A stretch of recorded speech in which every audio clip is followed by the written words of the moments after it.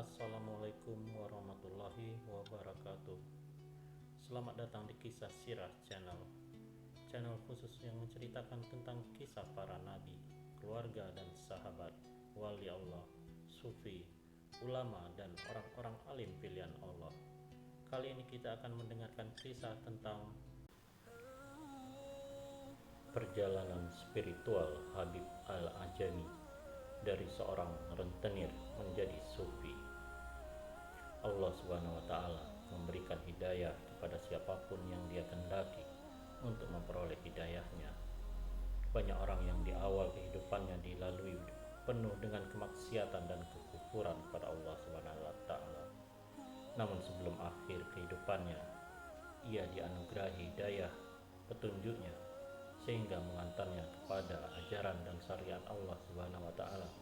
Bahkan banyak pula yang menjadi pemuka agama, misalnya Habib Al-Ajami. Habib bin Muhammad Al-Ajami Al-Basri adalah seorang pemuka sufi di abad kedua Hijriah. Beliau wafat pada tahun 120 Hijriah. Habib merupakan murid dari Imam Hasan Al-Basri. Habib Al-Ajami dikenal sebagai pribadi yang ahli ibadah dan zuhud terhadap dunia. Awalnya, Habib Al-Ajami adalah seorang yang kaya raya. Sebagian besar harta kekayaannya diperoleh dari profesinya sebagai rentenir di daerahnya. Habib Al-Ajami biasa memberikan bunga pinjaman pada orang-orang yang berhutang pada dirinya. Karena profesinya tersebut, ia sering diejek oleh anak-anak yang ada di kampungnya sebagai lintah darat.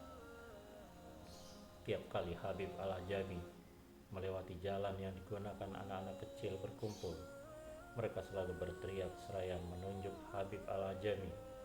"Lihatlah, Habib Al-Ajami, si lintah darat itu berjalan ke arah kita. Ayo kita lari darinya, sebab apabila kita terkena debu yang berasal dari tubuhnya, niscaya kita akan terkutuk sebagaimana dirinya." Terlalu sering mendengar ejekan dari anak-anak kecil tersebut membuat hati Habib Al-Ajami terluka. Ia tidak tahan lagi dengan ejekan anak-anak kecil itu. Akhirnya, ia pun memutuskan untuk berhenti dari profesinya dan bertaubat kepada Allah Subhanahu wa taala serta membagikan harta kekayaannya kepada umat Islam.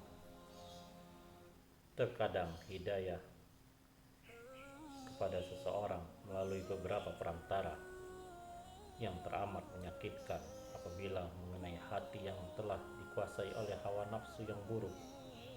Bisa jadi celaan atau hinaan yang dilontarkan seseorang kepada kita dapat memperbaiki diri kita.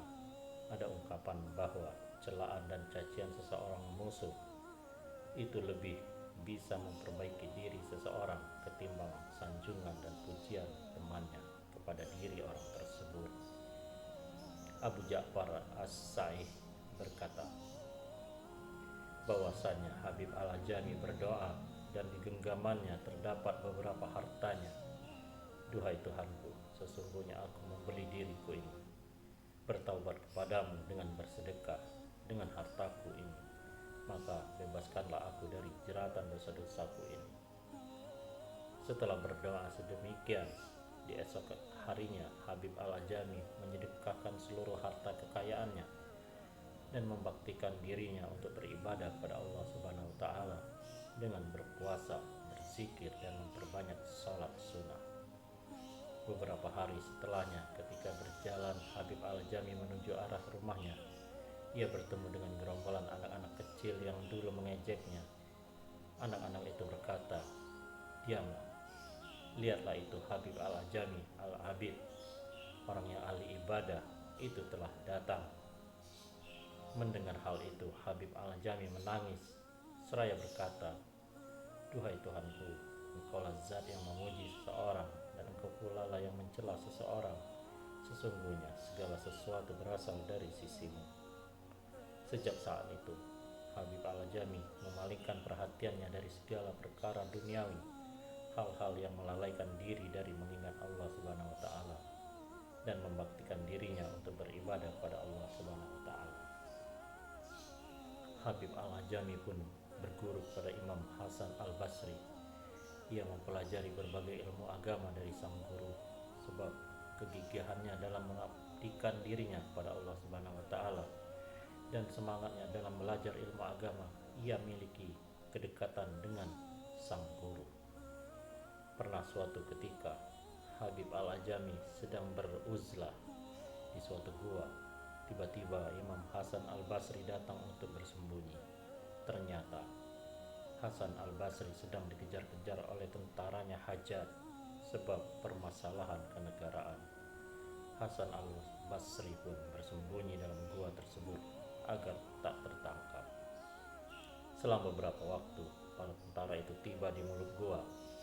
Mereka bertanya kepada Habib Al-Ajami, apakah kau melihat Hasan Al-Basri hari ini? Habib menjawab, iya, ia ada di dalam gua. Mendengar jawaban tersebut, segera para tentara memasuki gua untuk menyusuri gua guna menemukan Hasan Al-Basri. Setelah sekian lama, mereka tidak menemukan Hasan Al-Basri. Para tentara itu pun bergegas pergi. Imam Hasan Al-Basri keluar dari persembunyiannya seraya berkata, Habib, engkau adalah murid yang berbakti kepada guru. Mengapa engkau memberitahu persembunyianku? Habib Al-Ajami menjawab, duhai Imam, andai kata tadi aku berdusta, niscaya kita berdua akan ditangkapnya dan tak ada yang selamat di antara kita.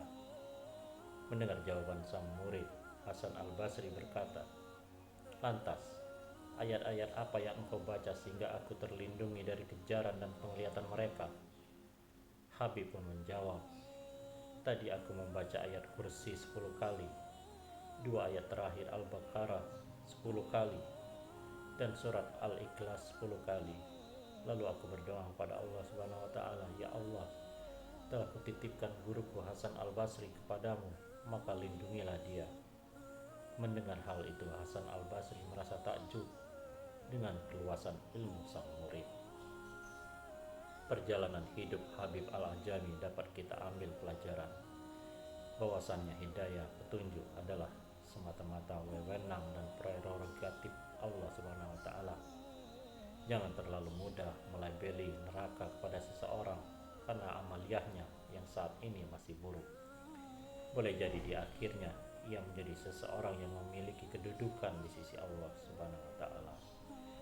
Demikianlah kisah ini, semoga bermanfaat. Wallahu a'lam bishawab. Wassalamualaikum warahmatullahi wabarakatuh.